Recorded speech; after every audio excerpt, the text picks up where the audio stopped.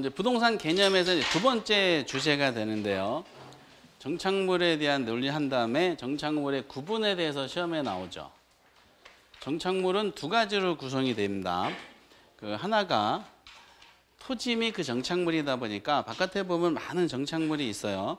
그러면은 토지와는 독립성이 인정되는 정착물이 하나가 있습니다. 토지와 독립성이 인정되는 거. 그러니까 토지와 독립성이 인정된다는 것은 토지하고 별개의 부동산으로 인정을 한다는 뜻이야. 이거를 뭐라고 그러기도 하냐면은 독립정착물이다라고 쓰는 민법 학자도 있어요. 독립정착물이라고 나온 적은 없고 그냥 토지하고 독립성 인정되는 거 요거 하나. 그 또 하나는 토지와는 독립성이 인정이 안 되는 게 있어요. 토지와는 독립성이 인정이 안 된다는 것은 결국 뭘로 보냐면은 토지로 보는 거야. 토지의 일부분으로 보는 걸 말합니다. 토지 일부분. 그래서 시험 문제가 어떻게 출제가 되냐면은 여기서는 이제 두 가지가 나와. 우선 지문으로 정착물에는 두 가지 있는 걸 아느냐는 편으로 하나는 정착물에는 토지와는 독립성이 인정되는 것과 토지의 일부에 해당되는 것으로 구분한다. 이렇게 출제합니다. 요 문구가 묶어서 나와. 근데 요것만 알아도 작년 29회 때는 부동산 개념 문제 하나 맞췄어. 작년은 어떻게 나왔냐면은 다음 중 틀린 걸 찾으라 그랬을 때 옳은 지문에는 협의 부동산 토지 정책 이런 것도 다 나왔고요. 틀린 지문에 정착물에는 토지와는 독립된 정착물은 없다 이렇게 냈었어요. 그 맞는 말 틀린 말? 틀린 말이지. 독립된 정착물이 있다 그랬죠. 독립성이 인정되는 것과 토지의 일부에 해당되는 것은 독립성이 인정이 안 되는 거죠. 얘를 그래서 같은 말로 뭐라고 그러냐. 얘가 독립정착물인 것처럼 얘는 종속정착물이다라고 표현하는 경우가 있습니다. 종속은 어디에 종속됐다는 거야? 토지. 이게 법적인 의미는 좀 있어요. 그래서 그 부분까지 우리가 시험에 내진 않는데 그래서 그 다음에 이게 정착물에 대한 구분이 좀 많이 나오는 그나마 좀 나오는 배경이 요 다음 것 때문에 그렇습니다. 그럼 토지와는 독립성이 인정되는 것은 뭐고 독립성이 인정이 안 돼서 토지의 일부에 해당되는 건 뭐지? 라는 구분하는 거야. 근데 어느 게 더 종류가 적냐면은 독립성이 인정되는 정착물의 종류가 얘가 더 적어요. 여기서 종류를 요걸 알아두셔야 돼. 그 대표적으로 여기 딱 네 가지가 나와. 우리 시험에 몇 지 선다죠? 아, 그걸 아신다는 거 벌써 엄청난 실력이시네요. 야, 오지 선다야. 그럼 시험 문제가 얼마 전에 나왔던 게 뭐냐면은 정착물 중 토지와 독립성이 인정되는 정착물에 해당되지 않는 것을 물어봤었어. 1, 2, 3, 4, 5번으로 단답형으로 나왔었거든요. 그럼 독립성이 인정되는 정착에 해당되지 않는 거니까 독립성이 인정되는 게 4개가 주어졌겠지. 이때 그 민법이라는 과목에서는 학설마다 견해가 차이가 나는 것을 낼 수도 있겠네요. 그 뭐 소수설, 다수설 뭐 이런 거 내는지 모르겠지만은 뭐 판례를 가지고 정리하는 경향이 좀 있는데 그런데 그 학설마다 견해가 차이가 나는 것은 시험에 못 내. 학개론 수준에서는. 그러니까 통설적인 견해로서 대부분 인정되는 통설적인 견해로서 출제가 하는데 대표적 토지하고 별개의 부동산으로 보는 것 중에 하나가 건물이야. 그래서 우리나라는 건물은 토지하고 별도의 등기 등본이 있고요. 그렇죠? 그리고 대장이 있어, 대장. 토지 대장이 있더니 건축물 대장이 이제 있습니다. 그래서 건물은 별도의 부동산이고요. 그리고 또 하나가 이제 뭐가 있는가 봤더니 여러분들 민법 시간에 임목에 관한 법률을 공부하실 거예요. 임목에 관한 법률에 의해서 등기된 수목의 집단, 즉 임목이 있어요. 우리 시험 문제는 이렇게 내죠. 소유권 보존 등기.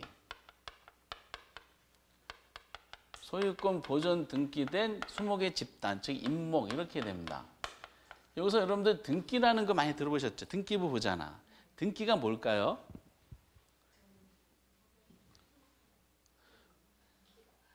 그죠? 그거를 말하는 거야. 정확하게 아시네요. 야, 마음속에서 갖고 계신 게 정확한 정답이야. 여러분들 뭐 이사 과목의 타이틀이기도 하지만은 여러분 공시라는 단어가 있어요. 공시가 무슨 말이죠? 공시가 무슨 말이야? 알린다는 거야. 그렇죠? 대외적으로 알리는 거를 공시라 그래요. 이해되세요?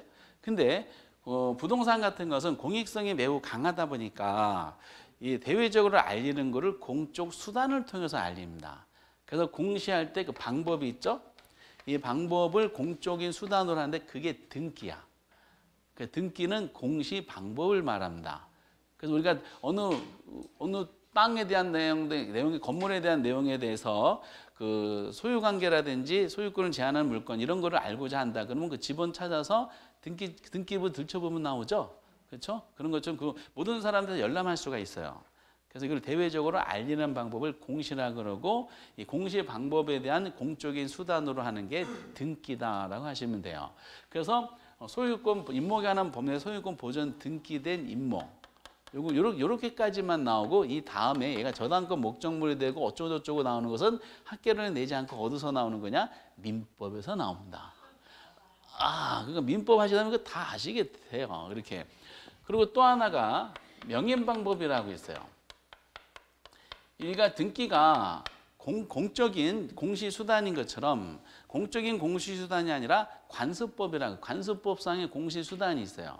명인방법을 갖춘 개개의 나무야. 개개의 수목. 그럼 우리 시험은 그냥 명인방법을 갖춘 수목 이렇게 내더라고요. 명인방법은 뭐냐면 관습법상으로 나무에 보면 이름표 붙어 있는 게 있어요. 그 이름표 붙어 있는 거를 우리가 대외적으로 이 나무는 누구 것이구나라고 나오죠. 이거를 뭐라 그런다? 공시방법, 관습법상. 그건 명인방법이라고 합니다. 이것도 민법 시간에 다루시면 돼. 제가 명인방법이란 말을 그 학개론에 했었다는 것을 민법선생님한테 하지 마시기 바랍니다. 그 민법 과목을 침해하는 거기 때문에 맞아 죽어요. 그래서 명인방법을 갖춘 우리는 단순한 수목. 이렇게 사람도 가끔 명인방법 하죠. 학창 시절에 보면은 CC들이 있잖아요. CC 하면은 팔뚝에다가 명인방법 갖추죠. 우리가 CC다 여름철에 그럼 여기 수혜 거 수혜. 그럼 저는 이제 팔뚝에 좀 수혜 거죠. 그 수혜는 여기다가 오른쪽 팔뚝에 김덕기 적혀 있잖아요. 그 대외적으로 봐도 저 두 사람은 서로 쌍방이 소유하고 있구나. 아이고. 근데 그 다음날 헤어졌어요. 하루 만에 헤어졌어.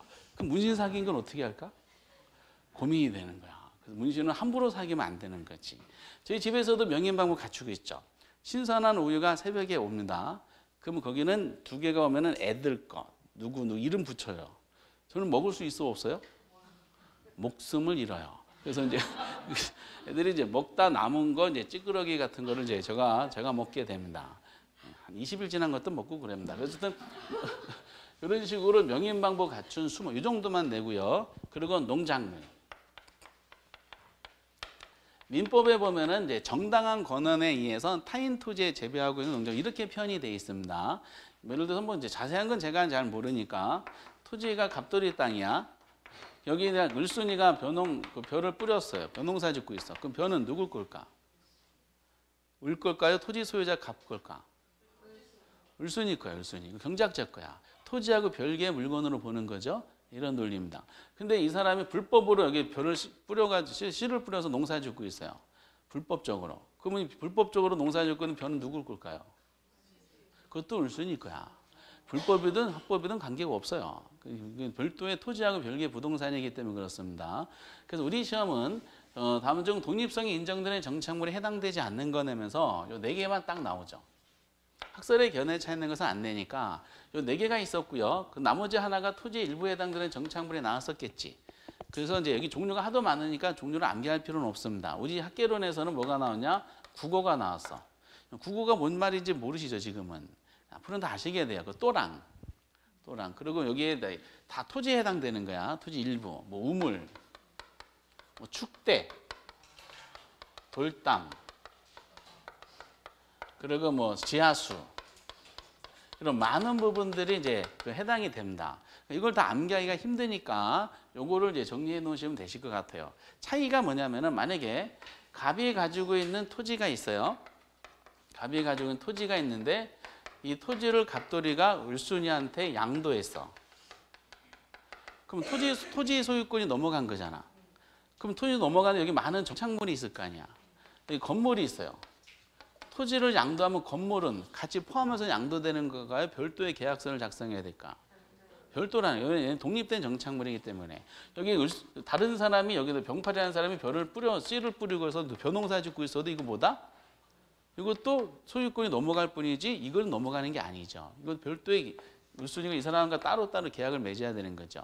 근데 여기 뭐 우물이라든지 축대, 돌담 이런 거 있죠. 이런 것들은 뭐다? 그냥 토지의 소유권이 넘어가면 같이 넘어가는 거야. 별도의 계약서 작성하지 않고. 왜냐? 얘네들은 토지로 보기 때문에 그렇습니다. 법적인 관계가 물론 있지만 그런 것까지 자세하게 내지는 않고 종류를 구분할 수 있느냐 이 정도예요. 여기다가 하나 더 첨가하는 것이 민법상 정착물이면은 부동산이겠죠. 그 민법상 정착물이 아니면은 뭐예요? 동산이라 그래서. 그래서 독립된 성이 인정되는 것이든 토지의 일부에 해당되는 것이든 관계없이 얘네들은 전부 다 부동산이야. 이렇게. 근데 이제 나중에 민법상 정착물로서 부동산이냐 또는 아니냐, 즉 동산이냐를 구분하는 기준에 대해서 여기다 조금만 첨가하면 됩니다. 그건 설명이 안 돼 있고 그렇게 흔하게 나오지 않고 어려운 부분도 아니니까 이제 이거 정규 수업 교재가 나오면은 그때 거기 적혀져 있는 걸 한번 해보도록 하겠습니다. 우선은 이제 중요한 게 요거야. 구분하는 거. 이게 제일 많이 나오고 그 다음에 요거다라는 거. 그리고 세 번째, 광해부동산 중에 지금 뭐가 포함되어 있어요? 준부동산 돼 있죠. 그 준부동산에 대한 논리가 27페이지 동그라미 2번에 그 설명이 돼 있어요. 기억해 보면 개념이 나오죠. 개념 나오고 근데 결정적인 키워드가 거기 설명이 안 돼 있는데 제가 준부동산에 대해서 시험에 나올 때 결정적인 키워드를 제가 적어드리도록 하겠어요. 이렇게 내면은 이게 이제 무슨 말인지 몰라. 준부동산에 대해서 그렇게 많이 내진 않는데 최근에 한번 나왔었죠. 준부동산 개념을 하면서. 먼저 준부동산에 대한 개념을 정의 내릴 때 얘는 민법상 부동산이지만 해야 돼요? 부동산은 아니지만 해야 돼요? 민법상 부동산이지만 아니지만. 질문을 잘못했네요. 준부동산 민법상 부동산은 아니지만 해야 돼요? 아니면 민법상 부동산은 아니지만 해야 돼요? 아니지만 해야 되지. 민법상 부동산은 여기까지가 딱 멈추는 거니까. 민법상 부동산은 아니지만. 근데 요거는 시험에 내지는 않더라고. 시험 개념 나올 때 당연하다고 보는 거야. 근데 이제 이거 당연하다고 본 거를 만약에 민법상 부동산이지만 어쩌고저쩌고 설명하면 틀리게 되는 겁니다. 아니지만 물건의 성격상 특별한 관리예요. 특별한 관리의 필요성이 길게 쓸 때 이렇게 이제 해석하기 위해서 해보는 거죠. 이걸 굉장히 줄여서 시험에 냅니다. 특별한 관리의 필요성이 요구되는 특별한 이것이 아니라 특별한 관리의 필요성에 의해서 물권 변동이라는 말을 써야 되는데 물권 변동이 민법 시간에 다루는 내용이라서 뭐 생략하고 물권 변동은 이제 키워드 중에 하나인 등기 또는 등록이라는 준부동산 개념할 때 반드시 들어갈 단어가 있어야 돼요. 이 개념 안 들어가고는 준부동산 개념을 만들 수가 없어요. 등기 또는 등록이라는 이게 공시 방법이야. 민법상 부동산은 부동산 등기법에서 공시 수단을 갖추고 있거든요. 근데 민법상 부동산은 아님에도 불구하고 각 개별법에서 공시 방법이야. 이 말이 반드시 들어가. 공시 방법이 등기 또는 등록이겠죠. 등기 또는 등록의 공시 방법을 갖출 필요가 있는 특정한 물건을 말한다. 이렇게 이제 길게 썼을 때 준부동산에 대한 내용이 나오는 거죠. 요것은 이제 여기 하나 자르면서 키워드가 요 말에 들어가야 돼. 근데 이거를 한 줄 내지 한 줄 반으로 문제를 내는데 어떻게 내냐면 그냥 준부동산은 물권 변동으로서 등기 또는 등록이라는 공시범을 갖추고 있는 특정한 물건들 막 이렇게만 간단하게 냅니다. 키워드가 무슨 단어다? 공시야. 그 다음에 보면은 특정한 물건이다 보니까 종류가 있겠지. 그렇죠? 그 종류가 거기 동그라미 2번, 니은번에 나열이 되고 있습니다. 특정한 물건에 준부동산에 해당되는 종류가 거기 보면 동산이 이제 해당되는 게 있어요. 동산 중에서 부동산처럼 취급한다는 게 준부동산인데 자동차, 건설기계, 선박. 선박은 20톤 이상인데 등기법에 의해서 설마 뭐 12.5톤 이렇게 내지는 않겠죠. 그리고 항공기. 그거 다 적혀져 있습니다. 이것은 자동차, 건설기, 선박, 항공. 그리고 동산과 부동산 간의 집합체인 재단이 있어요. 재단 중에 딱 두 개만 나왔어요. 역사적으로. 공장재단하고 광업재단만 나왔습니다.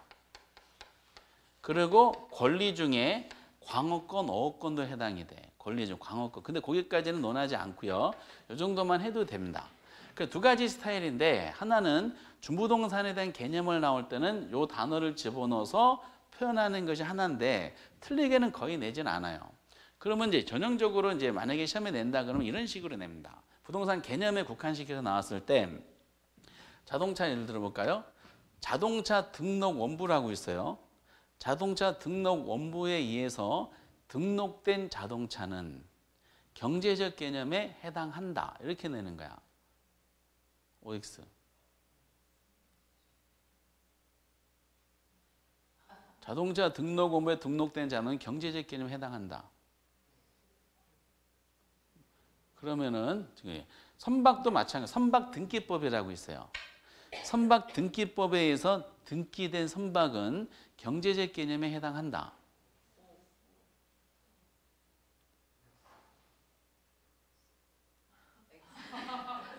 지금 제가 요것이 지금 뭐라고요? 얘네들이 준부동산이라 그랬잖아. 준부동산은 여기 있죠. 준부동산은 광해부동산에 해당하죠. 광해부동산은 뭐야? 법률적 개념이야. 그런데 지금 이런 식으로 아까 자동차 등록원부에 등록된 자동차를 해놓고 요거를 뭐다? 경제적 개념으로 이렇게 해요. 준부동산에 대한 어떤 예를 들어도 이건 전부 다 법률적 개념으로 매칭을 시켜야지 경제적으로 매칭을 시키면 안 되는 겁니다. 결과적으로 준부동산에 대한 종류를 나열하는 식으로 언급하면서 결국 복합 개념의 문제로 귀착이 되는 거예요. 법경계에 대한 논리로 해석할 수 있느냐. 아까 전에도 예를 들었던 것처럼 준부동산은 경제적 개념이다라고 직접적으로 이 단어를 써서 매칭시키는 경우도 있어요. 근데 구체적인 예를 들어서 이렇게 매칭시키는 경우도 있다는 거죠. 그건 주의하셔야 돼요. 그리고 노골적으로 낸 적도 있어. 18회 때. 18회 때, 뭐 10년 전이죠. 18회 때 보면은 다음 중 경제적 개념에 해당되지 않는 거 해놓고 1, 2, 3, 4, 5번으로 낸 적이 있었거든요. 1번 자산, 2번 자본, 3번 상품, 4번 생산요소, 5번 공장재단. 그렇죠. 5번에 공장재단은 어디 있죠? 여기 있죠. 부동산 개념이라는 타이틀 하에. 공장재단은 무슨 개념이다? 준부동산으로서 법률적 개념입니다. 결국 준부동산에 대한 두 가지 스타일인데 개념이 나올 때는 요거를 집어넣어서 그냥 옳은 지문으로 대부분 나오고요. 그리고 이제 결과적으로 틀리게 낼 때는 준부동산에 대한 예를 들면서 이게 법적으로 연결시키면 옳은 지문이 되는데 이거를 경제적으로 묶으면 틀린 지문으로 되는 스타일이 되더라. 그 유형만 아시면 돼. 근데 그 유형도 연습하셔야 돼요. 이렇게 이 지문을 방금 전에 언급한 지문을 7월 달에 모의고사 내드려도 그때도 틀리는 분이 계세요. 왜 틀려서 그랬더니 알았는데 까먹었어. 너무 어려운 거 투자 이런 것만 하다 보니까 쉬운 거 까먹었네. 나 왜 그러지? 근데 계속 틀리신 것 같은데요. 그래서 말이 계속 틀렸네. 뭐 이렇게 그렇게 되더라고요. 쉬운 거는 다 커버하고 아주 난이도 있는 데서 선방하는 게 시험 전략이야. 우리는 100점 맞을 필요가 없어요. 60점 넘는데 안정적으로